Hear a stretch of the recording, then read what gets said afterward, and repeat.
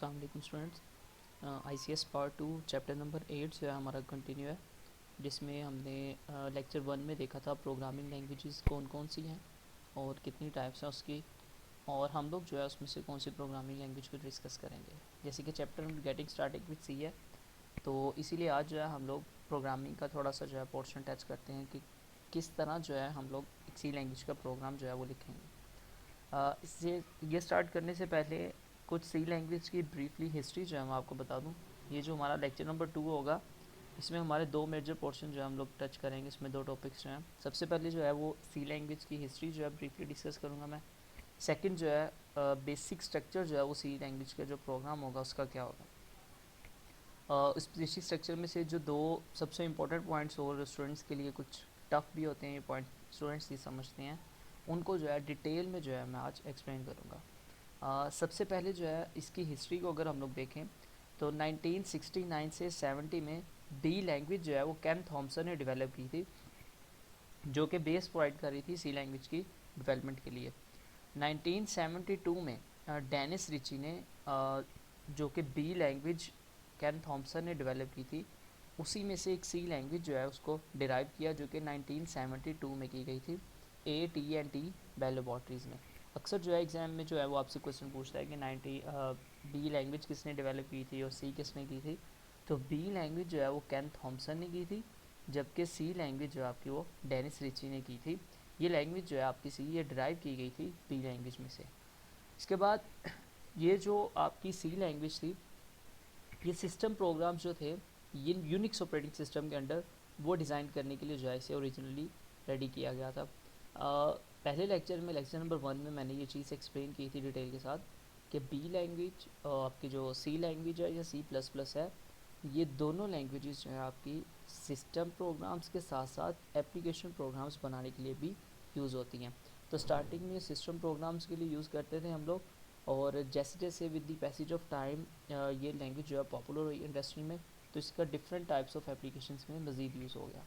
Starting में जो early version था सी लैंग्वेज का, उसको K&R C लैंग्वेज जो है वो कहा जाता था, क्योंकि बी लैंग्वेज जो है वो कैन ने डेवलप की थी और सी रिची ने, तो दोनों को नेम से जो है इसका पहला नेम जो है जिसको अर्ली वर्जन हम लोग कहते थे K&R C के नेम से जो है इस लैंग्वेज का पहला वर्जन था। इसमें कुछ चीज़ें कम थी, तो फिर अमेरिकन नेशनल स्टैंडर्ड इंस्टीट्यूट उन्होंने एक इसका स्टैंडर्ड वर्जन इंट्रोड्यूस करवाया, जिसमें बहुत से ऐसे फीचर थे जो कि पिछले वर्जन्स में नहीं सपोर्टिव थे। तो इसीलिए जो इसका एक स्टैंडर्ड वर्जन है उसको हम लोग ANSI यानी American National Standard Institute of C जो है हम लोग इसको स्टैंडर्ड वर्जन को कहते हैं।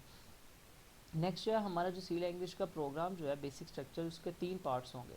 सबसे पहला पार्ट जो है उसका होगा pre processor directives, second part जो है उसका मेन फंक्शन, और थर्ड पार्ट जो है सी स्टेटमेंट। यहाँ पे एक चीज़ मैं क्लियर करता चलूँ कि बेसिक स्ट्रक्चर कुछ और चीज़ है, और necessary steps to prepare a C program वो एक अलग से जो है आपका क्वेश्चन है, जो कि आपका हम लोग आगे जाके लेक्चर्स में डिस्कस करेंगे। बेसिक स्ट्रक्चर में जस्ट 3 पॉइंट्स हैं, जबकि हम लोग जो necessary steps to prepare C program उसमें हम लोग 5 to 6 स्टेप्स जो है विद फिगर जो है एक्सप्लेन करेंगे, वो डिस्कस करेंगे वहाँ पे। तो ये बेसिक स्टेप्स आप लोगों ने स्ट्रक्चर याद रखना है इसमें। सबसे पहले जो है हम लोग प्री प्रोसेसर डायरेक्टिव जो है उसे एक्सप्लेन करना चाह रहा हूँ मैं। कुछ स्टूडेंट्स के लिए ये काफ़ी मुश्किल कॉन्सेप्ट बन जाता है कि प्री प्रोसेसर डायरेक्टिव क्या और हेडर फाइल क्या है। सबसे पहले प्री प्रोसेसर डायरेक्टिव्स को एक्सप्लेन करने से पहले प्री प्रोसेसर क्या है। पहली चीज़ तो ये है कि प्री प्रोसेसर को कुछ कमांड्स जो है हम लोग देते हैं इंस्ट्रक्शंस की फॉर्म में, कि प्री प्रोसेसर जो है उस प्रोग्राम को जो कि हम लोगों ने करना है उसको मॉडिफाई कर ले, स्टार्टिंग से एंडिंग तक उसने क्या क्या करना है। अब इसका मतलब क्या हुआ, फॉर एग्जांपल मैंने एक प्रोग्राम लिखना है जिसमें मैंने जो है प्रिंट एफ स्कैनफ यूज़ करना है, तो बहुत से ऐसे फंक्शंस होंगे जो कि हम लोग ड्यूरिंग एग्जीक्यूशन कंपाइलर को नहीं बताएंगे अपने, बल्कि हम लोग उसको पहले से ही बता देंगे कि सर मैंने ये चीज़ें यूज़ करनी है, तो आप मुझे पहले ही प्रोवाइड कर दें। तो pre processor directive basically start होती है नंबर साइन के साथ। तो दो हम लोग इसमें यूज़ करेंगे अपनी ये जो सिलेबस है, एक होगी इंक्लूड, एक डिफाइन। इंक्लूड जो है अप टू सोन हमारे चैप्टर नंबर 14 तक कंटिन्यूसली यूज़ होती रहेगी, जबकि डिफाइन का थोड़ा सा यूज़ बताया गया हमें कि उसको जो है हम लोग किस पर्पज़ के लिए यूज़ करते हैं। अब मैं यहाँ पे दो चीज़ें जो है एक साथ एक्सप्लेन करना चाह रहा हूँ। रीज़न ये है कि स्टूडेंट्स को बुक्स में ये चीज़ एक ही मिलेगी। जब आप लोग बुक को रीड करने लगेंगे तो उसमें उसने इसको एक ही जो है एक्सप्लेनेशन के साथ डिटेल के साथ बताया होगा आपको।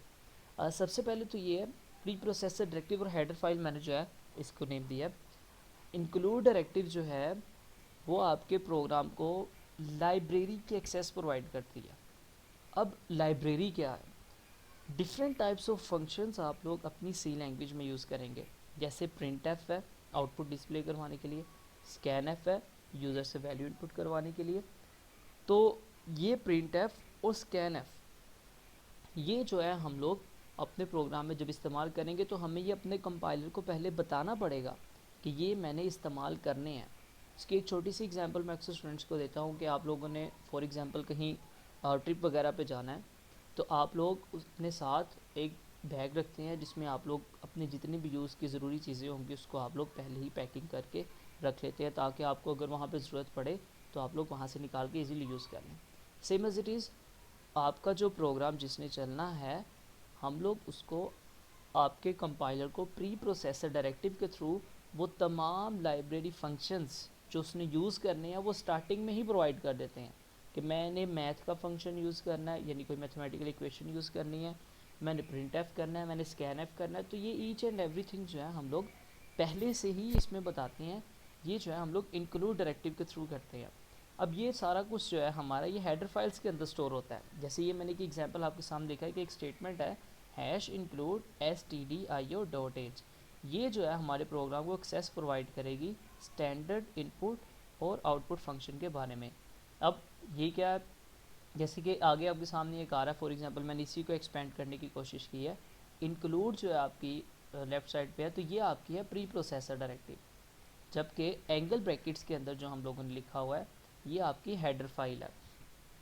इंक्लूड डायरेक्टिव जो है आपके कंपाइलर को बताएगी कि जो आपने प्रिंट एफ या स्कैन एफ इनको आइडेंटिफाइड कहते हैं, वो हम लोग आगे जाके मज़ीद आइडेंटिफाइड जब एक्सप्लेन करेंगे ये चीज़ आ जाएगी।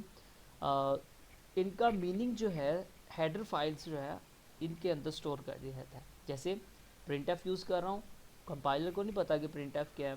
स्कैन एफ यूज़ कर रहा हूँ, कंपाइलर को पता नहीं है स्कैन एफ क्या है। तो ये हेडर फाइल जो हम लोगों ने यूज़ की है ये आपके कंपाइलर को बताएगी कि प्रिंट एफ ने क्या करना है और स्कैन एफ ने क्या करना है। इसको मज़ीद आगे जब हम लोग एक्सपेंड करेंगे इसका एक सेंटेक्स है प्रॉपर जिसमें हैश इंक्लूड आ रहा है और एंगल ब्रैकेट्स के अंदर स्टैंडर्ड हेडर फाइल्स लिख रहा हूँ। ये जो आपके स्टैंडर्ड हेडर फाइल्स हैं इनके अंदर जो है हम लोग तमाम उन लाइब्रेरी फंक्शंस को हेडर फाइल में स्टोर करते हैं जो कि हम लोगों ने इस्तेमाल करने होते हैं। जैसे ये मैंने आपके सामने इसी को मज़ीद एक और एग्जांपल ऐड कर दी math.h की। ये जो ऊपर एग्जांपल है इसमें हेडर फाइल जो है stdio.h वो आपकी स्टैंडर्ड इनपुट आउटपुट फंक्शंस के बारे में जो है इन्फॉर्मेशन कंटेन कर रही है, जबकि सेकंड आपकी जो हेडर फाइल है इसमें math.h जो आपकी है वो आपकी मैथमेटिकल फंक्शंस की जो है इंफॉर्मेशन वो अपने अंदर स्टोर कर रही है।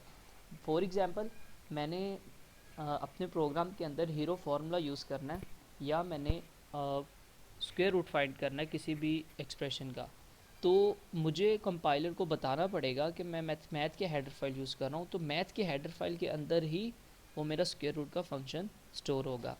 अब अगर मैं मैथ की हेडर फाइल यूज़ नहीं करता तो कंपाइलर को ये नहीं पता चलेगा कि ये स्क्वायर रूट कैसे फाइंड करना है, वो हमें एरर देगा। इसके बाद एक और जो दूसरी हमारी है वो डिफ़ाइन जो है आपकी डायरेक्टिव यूज़ होती है। ये कॉन्स्टेंट मैक्रो को जो है डिफ़ाइन करने के लिए यूज़ करते हैं। अब कॉन्स्टेंट मैक्रो क्या है?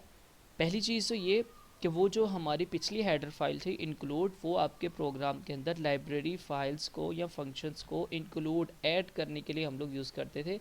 हम लोग हेडर फाइल से पहले से यूज़ करते थे। इसका सेंटेक्स थोड़ा सा चेंज है। हैश डिफ़ाइन यानी नंबर साइन आपका आएगा, डिफ़ाइन मैक्रो नेम और एक्सप्रेशन। पहली चीज़ तो ये कि एक्सप्रेशन क्या है, मैंने आपके सामने एक एग्जांपल भी लिख दी है हैश डिफ़ाइन मैक्रो नेम की जगह मैंने पी लिख दिया। पाई का फंक्शन हम लोग यूज़ करते हैं मैथमेटिक्स में, उसका होता है 3.142857। ये एक्सप्रेशन की जगह पर मैंने इसको ये वैल्यू दी और मैक्रो नेम की जगह पर पी लिख दिया। आप लोग इसकी जगह पर कोई भी X Y Z A B C वो कुछ रूल्स वेरिएबल को असाइन करने के लिए आते हैं वो यूज़ कर सकते हैं हम लोग। अब जो एक्सप्रेशन है वो कांस्टेंट भी हो सकता है, अरिथमेटिक एक्सप्रेशन भी हो सकता है या स्ट्रिंग भी हो सकता है। Arithmetic expression for example a+b या 2+3 या इस तरह जो हम लोग कुछ असाइन कर देते हैं। अब ये जो आपका मैक्रो नेम है, ये जो पी आई मैंने यूज़ किया, आगे प्रोग्राम में मैं जहाँ मर्ज़ी पी आई यूज़ करूँगा तो उसकी वैल्यू यही यूज़ होगी। डिफ़ाइन का पर्पस ही ये है कि वो आपके इस मैक्रो नेम को कांस्टेंट कर देगा, ताकि आप लोग अपने प्रोग्राम में जहाँ मर्ज़ी इसको यूज़ करेंगे तो इसकी वैल्यू जो है पूरे प्रोग्राम के एग्जीक्यूशन के टिल एंड तक वो चेंज नहीं होगी।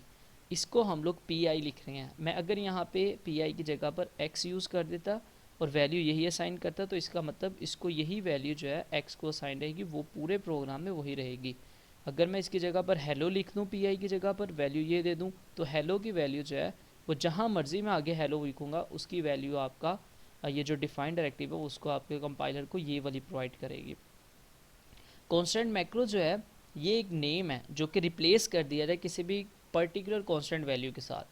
प्रोग्राम को हम लोग एग्जीक्यूशन से पहले ही कंपाइलर को सेंड कर देते हैं। फॉर एग्जांपल ये देखें दोबारा से, यहाँ पे पी आई का ये जो नेम है ये मैंने सेंड कर दिया आपके प्रोग्राम को कि जो उसकी वैल्यू जो है कंपाइलर को मैंने सेंड की कि ये जो है 3.14 ही रहनी है। तो वही वैल्यू जो है कंटिन्यूसली टिल एंड तक यही वैल्यू रहेगी, वो चेंज नहीं होगी।